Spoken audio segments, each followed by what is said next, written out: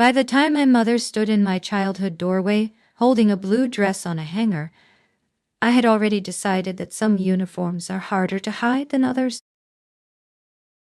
I was wrong about which one. The dress was polyester. No, navy. Off the rack from a department store my mother would never admit to shopping at, with a price tag still attached, dangling like an accusation. She held it out to me like an offering, like a bribe, like a costume I was supposed to wear to my brother's wedding so that no one would see who I actually was. Please, Tori, for me, for the family, you know how your father's colleagues are. The Whitfields, the Ellsworths. These are important people. They won't understand. She said understand the way she always said it. Wow. The way she'd said it when I enlisted at 18, instead of going to the state college she'd picked out. The way she'd said it when I came home from my first tour with a Bronze Star and a 1,000-yard stare she pretended not to notice. The way she'd said it at my grandfather's funeral when I wore my dress blues, and she spent the reception apologizing to relatives for my costume. The military is embarrassing, Tori. You know that. It's not appropriate for a wedding. It's not celebratory. The military is embarrassing. The phrase hit me like it always did. A dull thud in the chest, familiar as breathing. I'd heard it for 14 years. At high school graduation when I'd worn my ROTC cords, and she'd made me take them off for photos. At my commissioning ceremony, when she'd sat in the back row and left before the oath. At the airport, returning from Afghanistan, when she'd met me at baggage claim with a sweater to cover up because people are staring. People were staring because I was in uniform, because I had survived, because I had served. As I was 24 years old, and had led a convoy through an ambush that killed 2 of my soldiers, and I had carried their dog tags home in my pocket, and my mother was worried that the polyester blend of my mother's sweater might not match my costume. I took the dress. I always took the dress. The blue polyester, the beige cardigan, the something more feminine she'd bought for my promotion to captain, which I'd hung in my closet and never worn. I took them because the military is embarrassing was not a statement. It was a prayer, a wish, a desperate hope that if she said it enough times, I would stop being what I was and become what she wanted. I was 32. I had survived 2 combat tours. I had a commendation letter from a 2-star general in my file and a scar on my left shoulder from a piece of shrapnel that had missed my heart by 3 inches. And I was standing in my childhood bedroom, holding a navy polyester dress, wondering if this was the moment I finally stopped pretending. My name is Captain Tori Myers. I have served 14 years in the United States Army. I have buried friends. I have pinned medals on widows. I have stood at attention while taps played for soldiers who would never stand again. And on May 17th at my brother's wedding, my mother asked me to hide who I was so that her friends wouldn't feel uncomfortable. I didn't hide. But not for the reasons you think. Visual. Childhood bedroom. Military trunk in corner. Uniforms folded with precision. The Myers family has never been military. My father, David, is a corporate attorney who specializes in making problems disappear for pharmaceutical companies. My mother, Patricia, is a philanthropist, her word, which means she attends charity galas and writes checks with money my father earns defending companies that poisoned water supplies. They live in a house with 6 bedrooms and no books, in a neighborhood where American flags appear only on federal holidays and disappear by noon. My brother, Tyler, is 29, the golden child, the one who understood what it meant to be a Myers. He went to the right college. He joined the right fraternity. He works at the right investment firm, managing portfolios for people who have never worked a day in their life. His fiancée, Madison, is from a good family. The Whitfields, old money, 3 generations of senators, a name that opens doors in 14 states. The wedding was not about Tyler and Madison. The wedding was about the merger, the Myers legal connections meeting, the Whitfield political influence, the pharmaceutical defense, attorney's son marrying the senator's granddaughter, the understanding that this was not a celebration of love, but a consolidation of power. And I was the embarrassment, the variable, the sister who had chosen the military over the family, and therefore had to be managed, controlled, hidden in plain sight behind polyester and apologies. Visual, dress blues, medals, ribbons, Bronze Star John. They didn't know about the Bronze Star.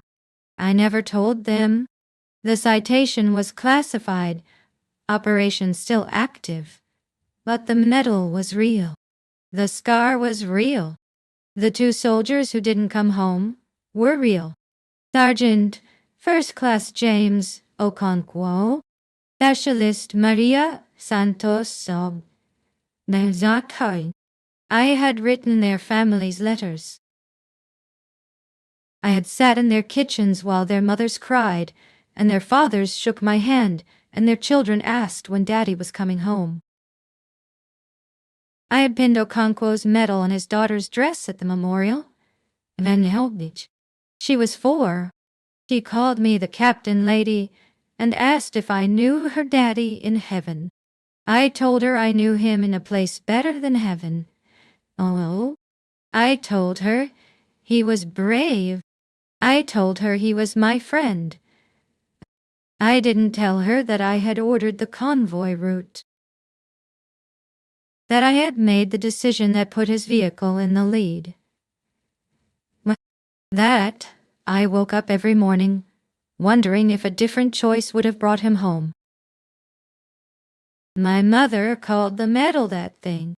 As in, are you going to wear that thing to the wedding? As if it were a costume jewelry pin. As if it weren't awarded by a general who had shaken my hand and said, "You led well, Captain. Under impossible conditions. Your soldiers were lucky to have you." I didn't tell her about the general's wife. I didn't tell her about the letter. I didn't tell her that the military's embarrassing was a phrase that would dissolve like sugar in water the moment the right person heard it. Visual, wedding venue, Whitfield estate, white tents, garden party. The Whitfield estate was everything my mother had dreamed of. 40 acres of manicured gardens, a white tent that cost more than my annual salary, 300 guests in summer suits and designer dresses, drinking champagne from glasses that had been in the Whitfield family since the Taft administration. I arrived at 4:00 p.m. The ceremony was at 5:00. I wore the polyester dress. I wore the beige cardigan. I wore the low heels my mother had selected, the ones that made me walk like I was apologizing for my own height. I looked like a guest, like a stranger, like someone who had been invited out of obligation and dressed to disappear. My mother greeted me at the entrance. Her smile was the one she used for photographs, teeth visible, eyes empty. "Tori, you look lovely. Normal. Thank you." She touched my arm, a gesture of control disguised as affection. "The Whitfields are here. General Whitfield, his wife, Please, don't mention. You know. Don't draw attention. This is Tyler's day. Now, why? And you saw, no. Tyler's day. Not mine. Not the day I had driven 12 hours to be here, taking leave I couldn't afford, leaving my unit during a training cycle that I had personally designed. Not the day I had spent my last 3 paychecks on a gift I couldn't afford, and a hotel room I didn't want. Because family comes first, and the military is embarrassing. And please, Tori, for once just be normal. I nodded. I smiled. I took a glass of champagne. I didn't. No. I see. I circulated through the crowd like a ghost in my own family's story, listening to conversations about stock portfolios and summer homes and the help that didn't include the soldiers who guarded the borders these people forgot existed. Then I saw her. Visual older woman, silver hair, navy dress, 4 stars on La Pinot. General Whitfield's wife was not what I expected. I had prepared for a socialite. A woman who had spent her life smiling at events like this, while her husband made decisions that sent people like me to places we might not return from. She was 70, maybe 75, silver hair in a practical bob, a navy dress with no designer label, no jewelry except a small pin. 4 stars, general's rank, on her left lapel.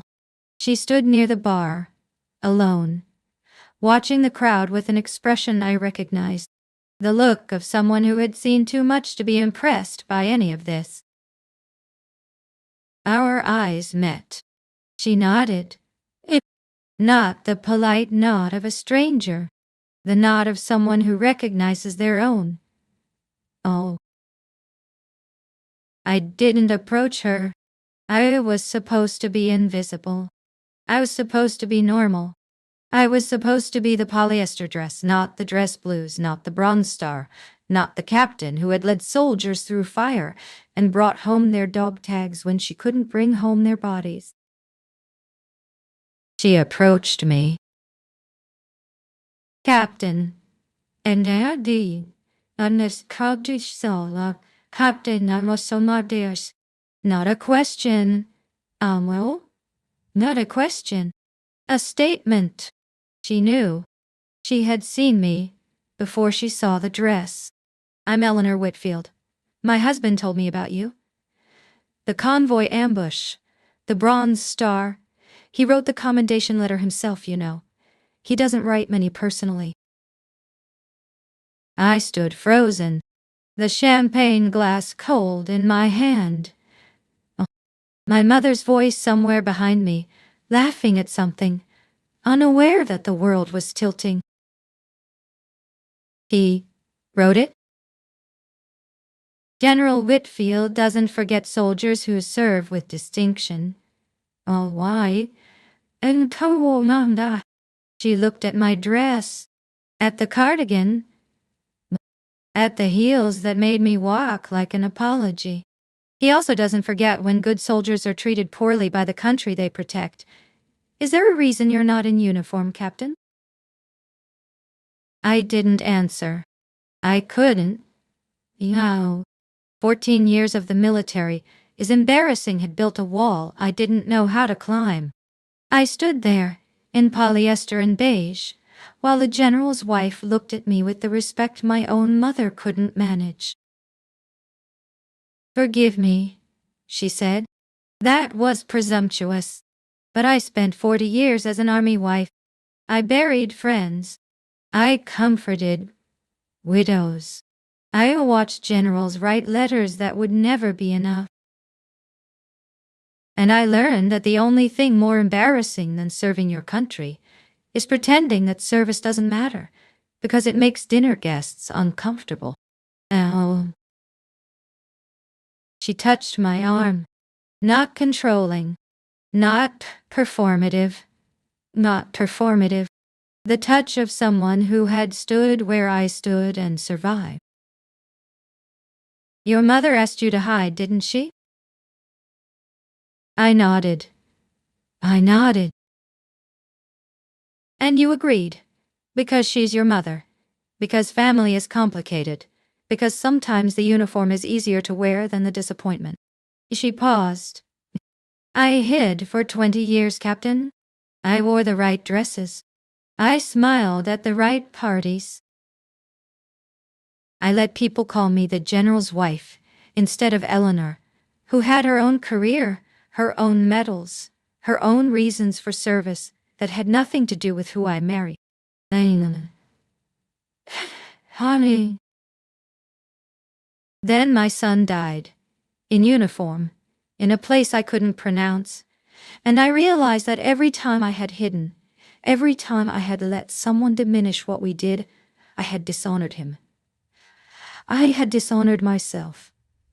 I had dishonored every soldier who never came home to a mother who understood. She looked at me, direct, unflinching, the way General Whitfield had looked at me when he pinned the medal. The way Sergeant Okonkwo's daughter had looked at me when she asked about heaven. Don't hide, Captain. Not for them. Not for this. She gestured at the tent, the crowd, the performance of wealth and power that meant nothing.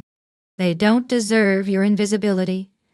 Your brother doesn't deserve your silence. Your mother doesn't deserve your shame. She reached into her purse, pulled out a card. Plain, white, nice, just a name and a number. My husband's direct line. He's retired, but he still chairs the Veterans Affairs Committee. He still has questions about what happened to your convoy. Questions that were classified then but don't need to be now. He would like to speak with you, officially, as the soldier you are, not the guest you're pretending to be. I took the card. Nakasai, Disinherited. My hand shook. No, not from fear. From the weight of 14 years, finally lifting. Thank you, I whispered. Don't thank me, she smiled. It was not a performance smile. It was real. Tired. Worth it. Just don't hide. That's thanks enough. She walked away. Back to the bar. Back to her observation post. Back to being invisible in her own way. Visible in the ways that mattered. Visual. Mother approaching. Smile fading. Eyes narrowing. My mother found me 5 minutes later.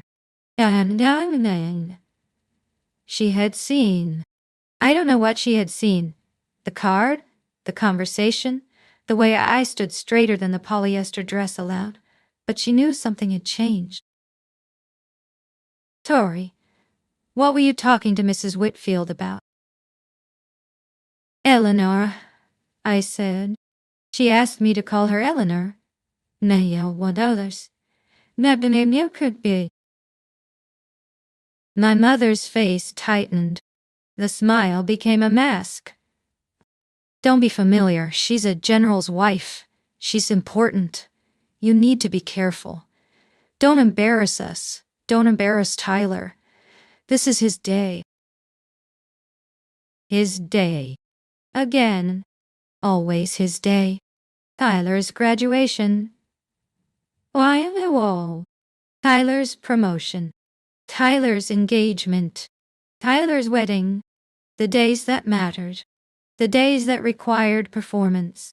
The days that I attended in polyester and beige, swallowing my service like medicine, hiding my medals like shame. The military is embarrassing, Tori. Please, Just until the reception ends. Then you can be yourself somewhere else. Somewhere else? I looked at her. Really looked. The woman who had given me life and spent 32 years trying to shape it into something she could display. The woman who had never asked about Afghanistan, never asked about the scar,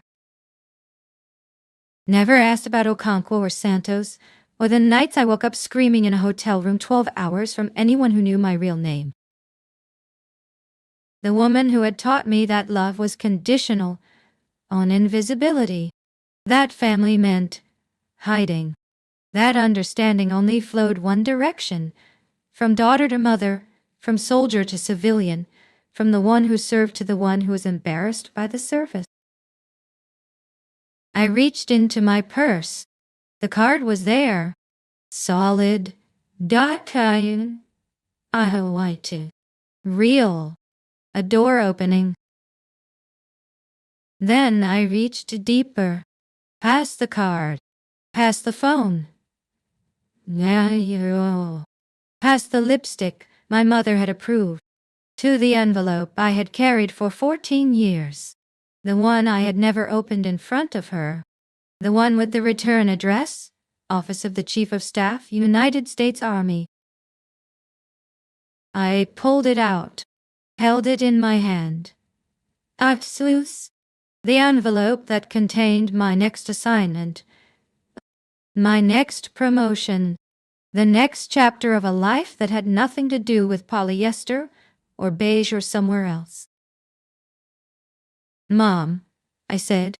My voice was steady, the voice I used with my soldiers, the voice I used in combat, the voice I had never used with her because she had never asked to hear it. I'm not hiding anymore.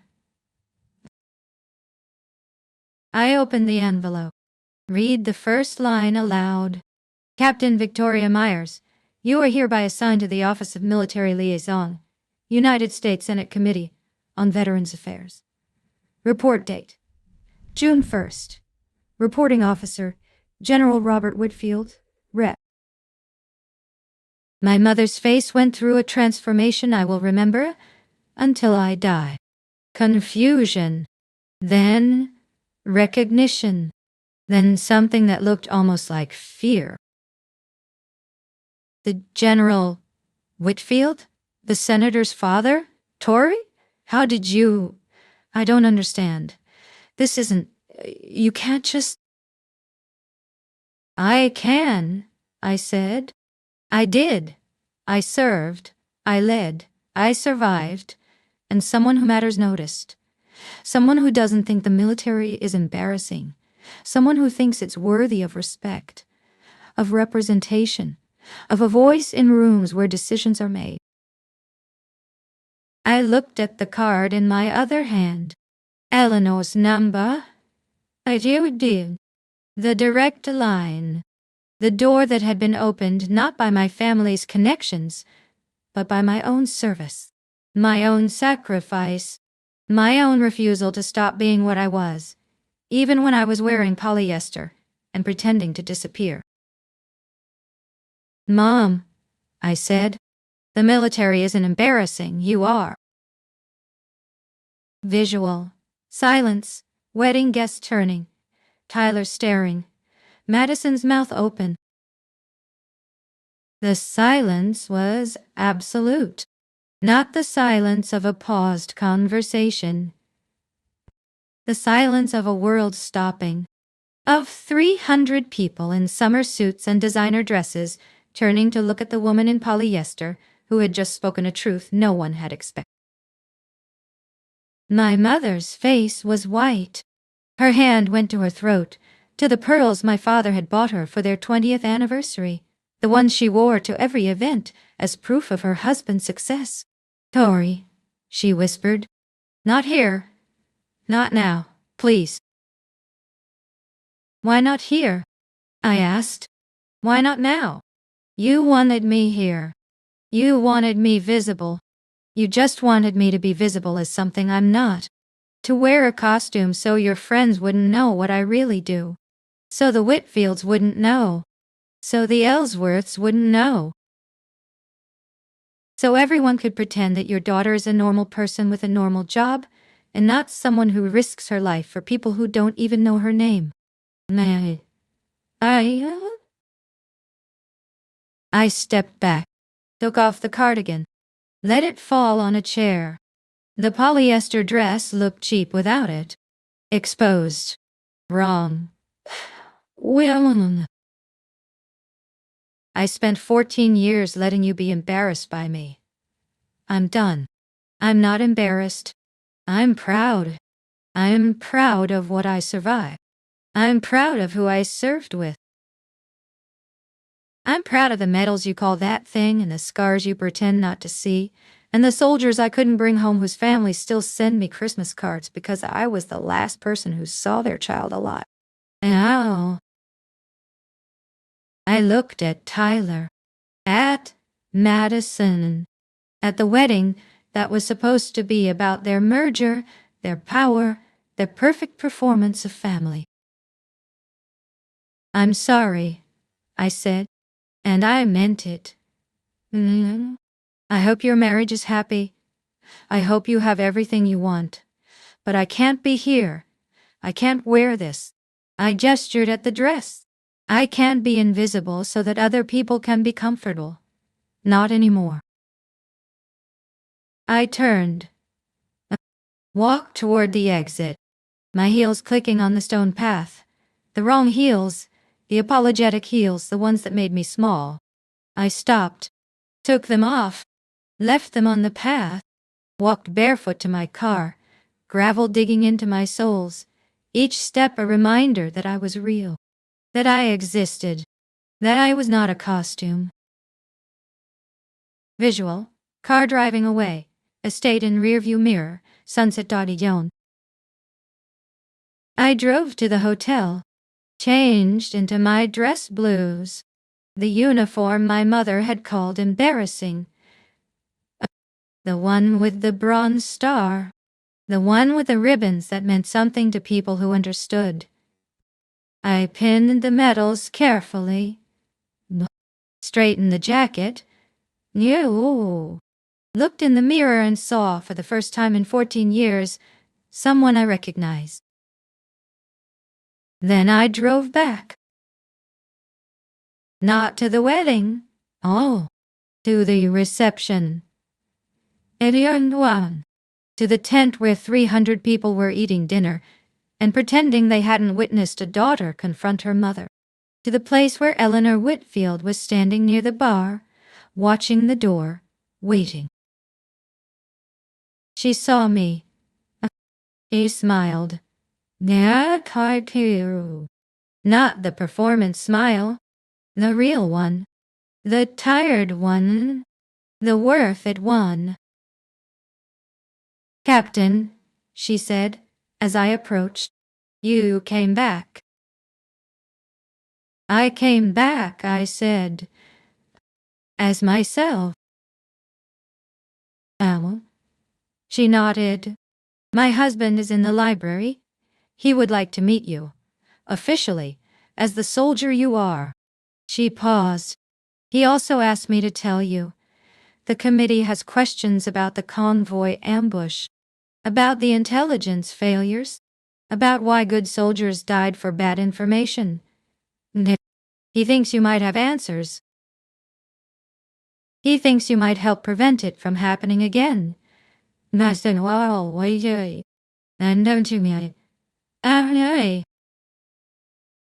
I followed her, through the tent, past the tables, past my mother who wouldn't meet my eyes, and my father, who had finally looked up from his phone, and my brother who was whispering something to Madison that looked like damage control.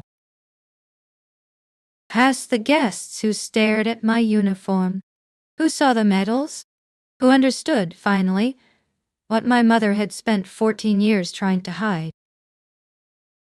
General Whitfield was in the library.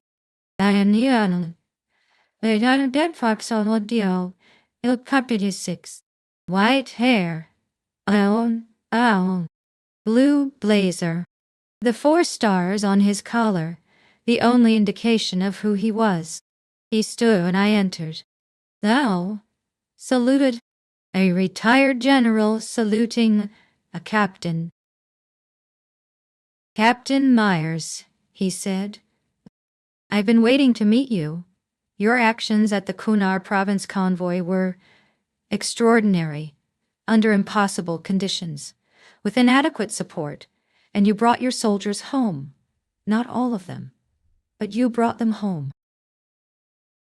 I saluted back, my hand steady, my heart not. Thank you, sir. I did my job.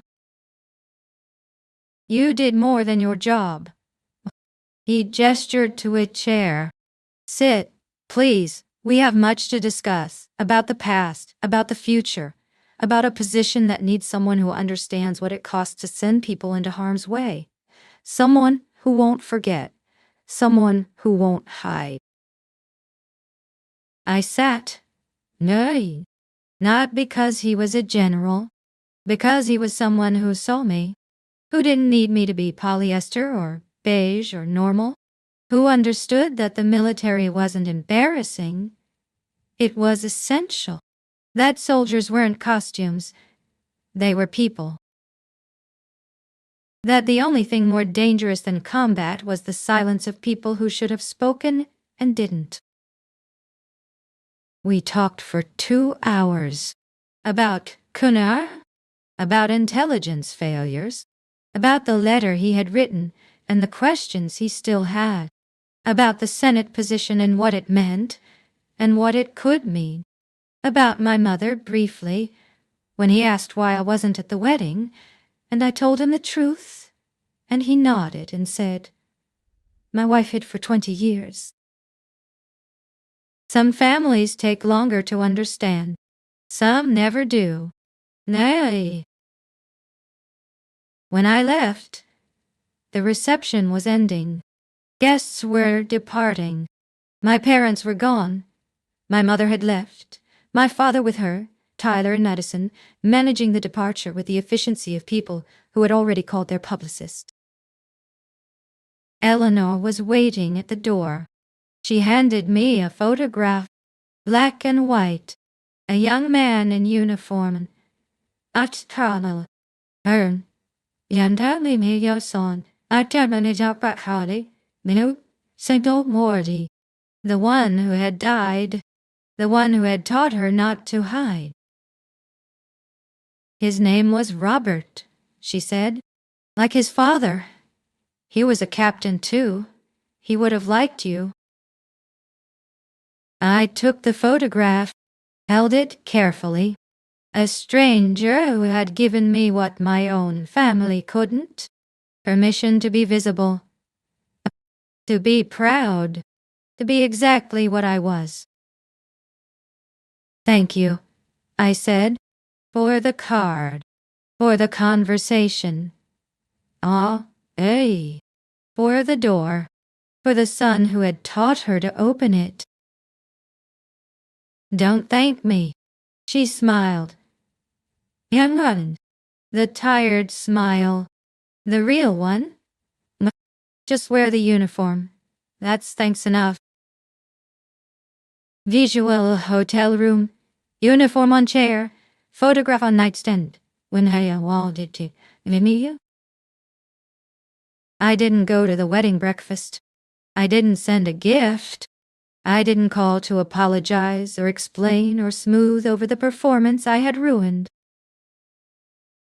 I reported for duty on June 1st, in uniform, until at the Senate, where General Whitfield introduced me as Captain Victoria Myers, Bronze Star, 2 combat tour survivor of the Kunar province ambush, and the person who will help us ensure that no more soldiers die for bad intelligence. My mother sent 1 letter, not an apology, a request. Please don't wear your uniform to family events. It makes people uncomfortable. I didn't reply. I framed it. Hung it in my office, Next to Robert's photograph, a reminder of what I had survived, what I had escaped, what I would never become. Visual, office, uniform on stand, photographs, bronze star, lead framed. I see Eleanor sometimes, at committee hearings, at veterans events, at the annual memorial where we stand together, in uniform, while taps plays for soldiers who didn't come home.